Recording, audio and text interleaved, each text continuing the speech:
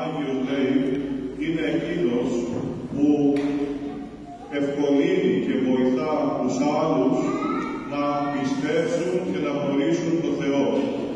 Και νομίζω ότι ο βίος και η πολιτεία του Οσίου Πατρός ημών Νικηφόρου του Νεφρού ακριβώς φανερώνει αυτό το μεγαλείο της ψυχής του, αλλά και την αγιότητα της βιωτής του, καθώς ο Όσιος Νικηφόρος, αδελφοί μου, υπήρξε το ιερό εκείνο πρόσωπο της νεότερης εκκλησιαστικής ιστορίας, το οποίο υπήρξε ζωντανός διδάσκαλος ενός δύσκολου και μεγάλου μαθήματος και βιώματος που είναι η πίστη. Υπήρξε ζωντανός διδάσκαλος της πίστης. Και έτσι λοιπόν, αδελφοί μου, μέσα από τη δική του την εμπειρία και το δικό του το φωτεινό παράδειγμα, μπορούμε να βεβαιώνουμε αυτή τη μεγάλη αλήθεια ότι ζει Κύριος ο Θεός. Γιατί ακριβώς, αδελφοί μου, αυτή η φωτεινή παρουσία του Αγίου Νικηφόρου στους νεότερους χρόνους και στην εποχή μας φανερώνει και αποκαλύπτει τι είναι η Εκκλησία, δηλαδή εργαστήριο αγιότητος όπως υπήρξε ο Άγιος Νικηφόρος, αλλά και για ποιο λόγο υπάρχει η Εκκλησία στον κόσμο. Η Εκκλησία υπάρχει, αδελφοί μου, στον κόσμο για να γεννά Αγίους. Και αυτό είναι, αδελφοί μου, αν θέλετε, και ο προορισμός και ο στόχος και ο λόγος και της δικής μας της υπάρξεως. Δεν γεννηθήκαμε στον κόσμο για να πεθάνουμε, γεννηθήκαμε στον κόσμο για να ζήσουμε και για να ζήσουμε ζωή ανελεύθερη, ζωή δηλαδή που νικάει και το θάνατο.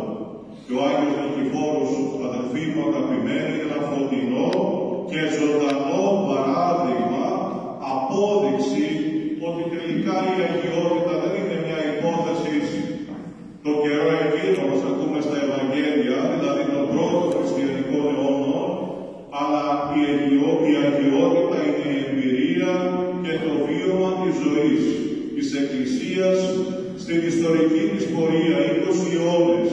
Και υπάρχει η Εκκλησία όχι για να ξεπεινάζει και να ξεχορταίνει τα βιολογικά σώματα των ανθρώπων και τις ανάγκες τους τις βιολογικές, το οποίο και αυτό το πράττει σε μέγιστο βαθμό, ιδιαίτερα τους τελευταίους χρόνους με αυτές τις πολλαπλές κρίσεις των εποχών μας, αλλά δεν είναι, αδελφοί μου, αυτό η αποστολή της Εκκλησίας.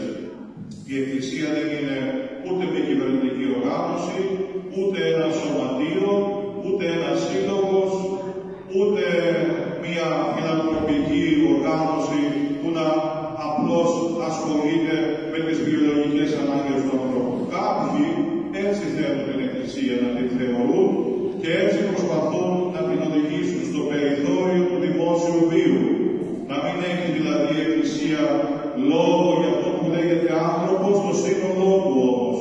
Όχι κομματιασμένος και κατακαιρματισμένος, αλλά σε ό,τι αφορά τη βιολογική του ζωή, τις ανάγκες αυτής της ζωής, κυρίως όμως σε ό,τι αφορά αυτό που συνεχίζει να υπάρχει και μετά από τον παρόντα κόσμο.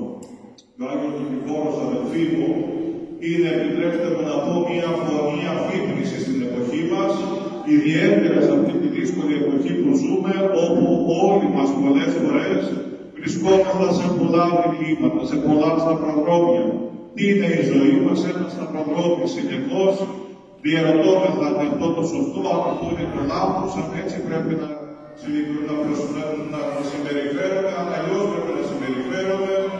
Αδελφοί μου αγαπημένοι, αυτό το οποίο μας βοηθά ακριβώς ο Άγιος Νικηφόρος να κατανοήσουμε είναι ότι ένας δρόμος και ένας τρόπος υπάρχει ζωής, μέσα από τον οποίο μπορεί ο άνθρωπος να νικήσει τον θάνατο. Μπορεί ο άνθρωπος να συνεχίσει να ζει και να υπάρχει και μετά από τον παρόντα κόσμο. Αυτός ο δρόμος και ο τρόπος της ζωής είναι ο δρόμος και ο τρόπος που ακολούθησε ο Άγιος Νικηφόρος, δηλαδή της πίστεως, της βαθιάς πίστης, της καρτερικότητας και της υπομονής, αλλά επίσης, αδελφοί μου, και του αγωνιστικού φρονήματος. Ο Άγιος Νικηφόρος θα μπορούσε να έχει περάσει στην ιστορία χωρίς να το γνωρίσει κανείς, ένας λεπρός είδο. Είπαμε και παραλαμβάνουμε και σήμερα ότι η λέπρα του καιρό εκείνη την εποχή που ο Άγιος Νικηφόρος είχε ασθενήσει από αυτή την ασθένεια ο καχεπτικός και μικρός Νικόλαος που έφυγε από εδώ από το χωριό του του Συρικάρη, κατατροπαγμένος και φοβισμένος και στιγματισμένος. Σκεφτείτε τότε, η λέπρα ήταν η μεγαλύτερη κατάρα της εποχής εκείνης και ήταν φυσικά και θανατηφόρος ασθένεια. Πιώθηκε, έφυγε λοιπόν από εδώ. Ο Θεός οδήγησε τα βήματά του στην Αλεξάνδρεια της Αιγύπτου, στοιχείωσε το μεγάλο Άγιο Γενάρη, τον Άγιο άνθρωπο της Χίου, εκεί για να γνωρίσει την πνευματική ζωή. Και τι έγινε?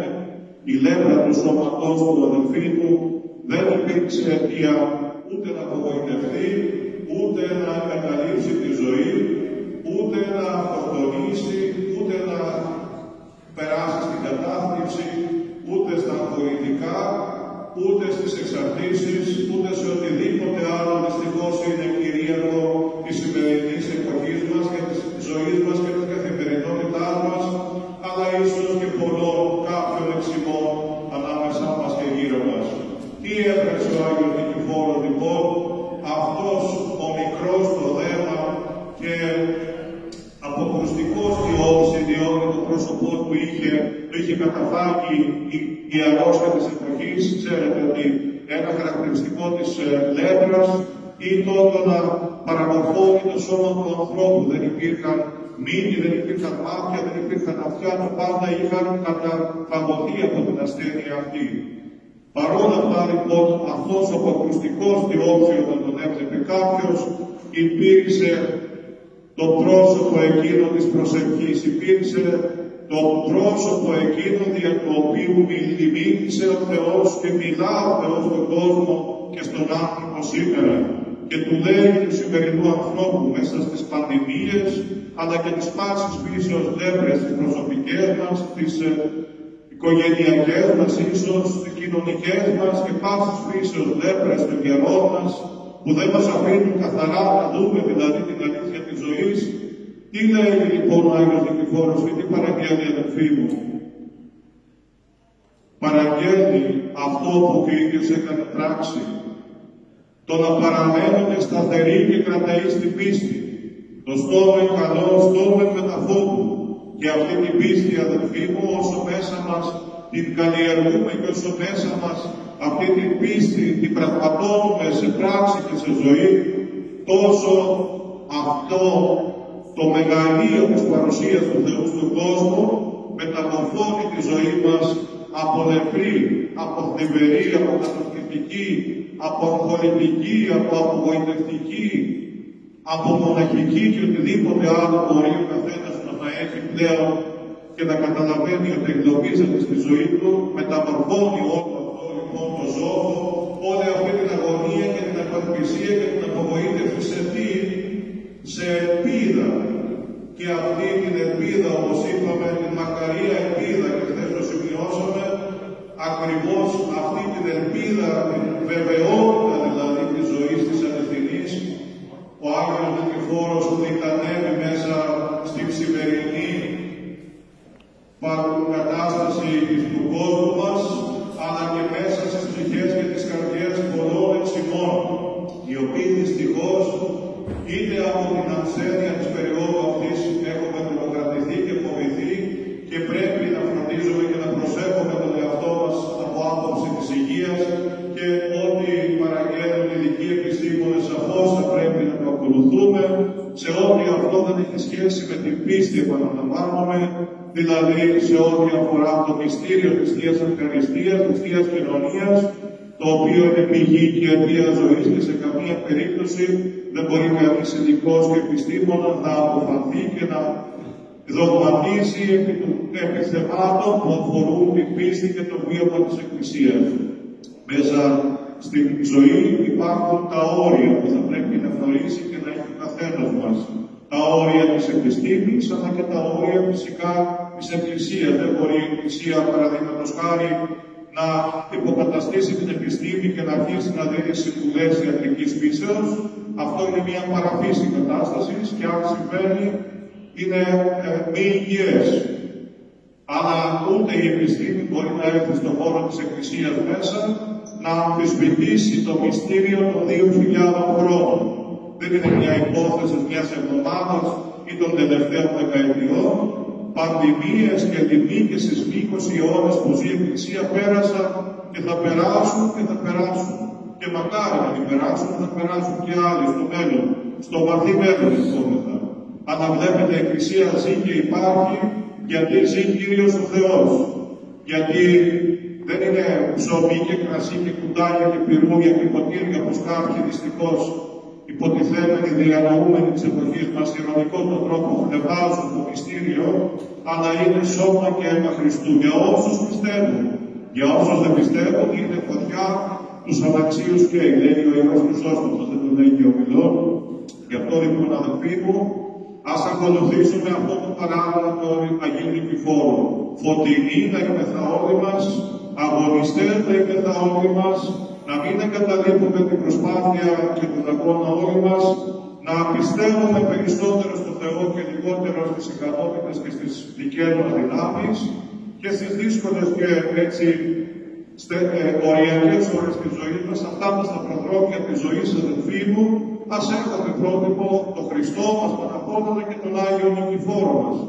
Δεν είναι ένα άγνωστο πρόσωπο Άγιος Νικηφόρος, είναι άνθρωπος του τόπου, εδώ έζησε, υπάρχουν ακόμα συγγενείς του. Υπάρχει το πατρικό του σπίτι που εκεί το έχουμε μεταμορφώσει σε προσκήνιο 50-200 μέτρα από εδώ που βρισκόμεθα.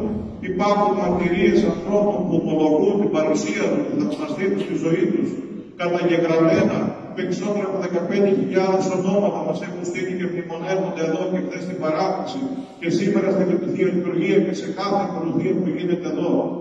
Από όλα τα πέραντα του κόσμου αυτοί οι άνθρωποι λένε να έχουν πάθει, δεν ξέρω τι, ας πούμε, και δεν έχουν τι να κάνουν και παρακαλούν και ζητούν τις προσευχές και τις πρεσβείες του Αγίου Νικηφόρου. Όχι, αδελφοί.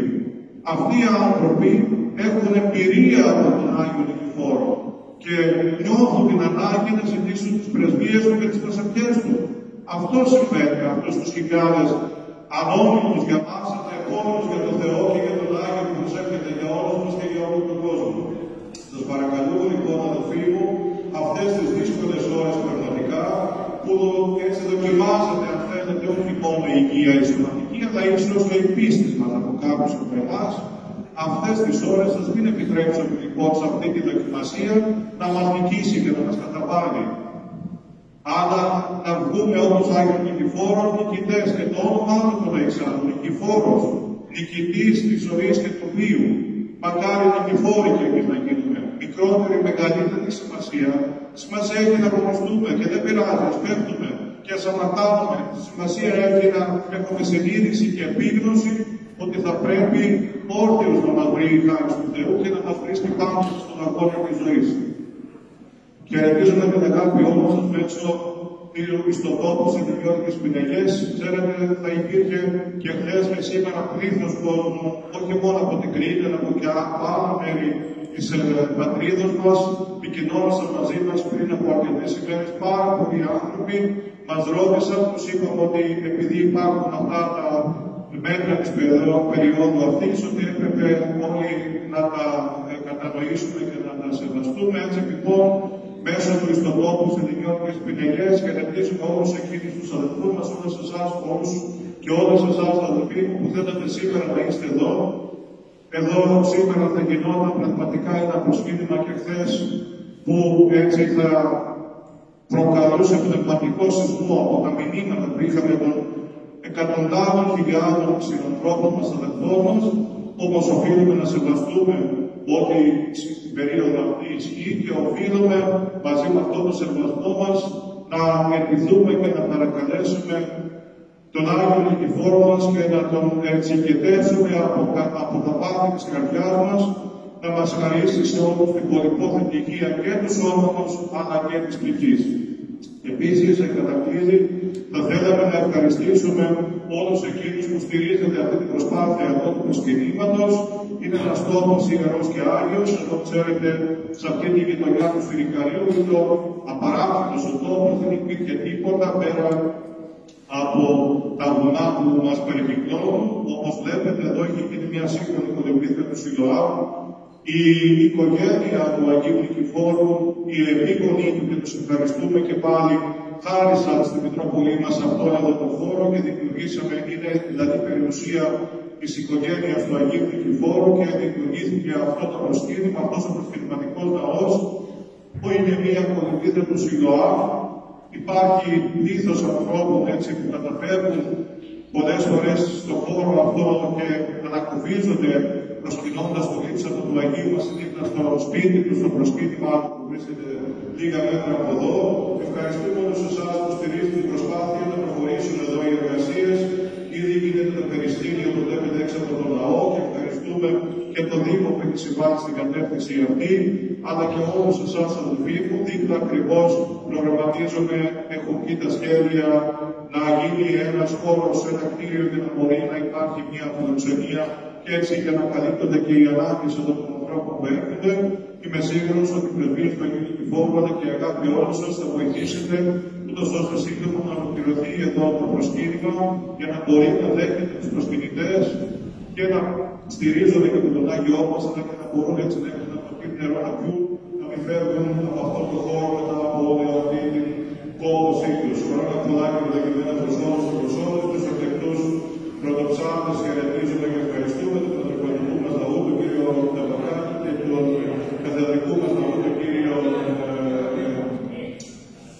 Χαχλάκη, τον αντιδήμαρχο του Δήμου της Άμμου, και ευχόμαστε και σε εκείνους, αλλά και σε όλους τους αδελφοί μου, να έχετε υγεία, δύναμη, σε όσους επικοινωνούμε μέσα από τις ελληνικές φυλακές, κάθε καλό και κάθε ευλογημένο στη ζωή όλων μας. Διευρεσβειών και ευχών του Αγίου Νικηφόρου και επίσης τον αδελφό μας, τον πατέρα Νικηφόρου, τον αδελφό της Μονής Γωνιάς, που σήμερα φέρει το όνομα του Αγίου Νικηφόρου και είναι πρώτος ιερομόναχος της Μητροπόλεως μας, αλλά και όχι μόνο.